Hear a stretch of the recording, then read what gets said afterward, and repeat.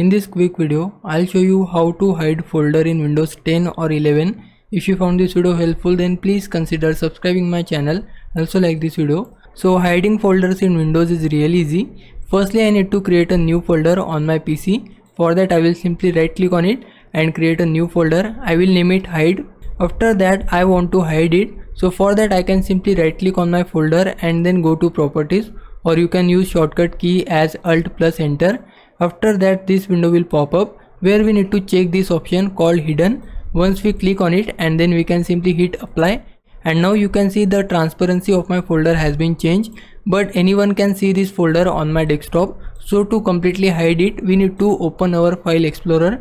You can go to your this PC. If you don't have it, then right click on your start menu, and then we can see this option file explorer, or you can simply use this PC icon to go to your file explorer. I will simply double click on it. Once you are in your file explorer, you will see this option on the top side, which is view. We need to click on it, then go to show, and now you can see hidden items is now checked. That's why the folder is visible. If I unchecked it, we can go to our desktop, and now you can see the folder is now gone from my desktop because I unchecked the hidden items from my file explorer. If I checked it, you can see I can check it here, and now you can see the folder is back on my desktop. So this is how you can hide or unhide your folders from Windows. Now it's your time to repay me. For that, you can just subscribe my channel. I would really appreciate it. For now, thanks for watching. Bye bye.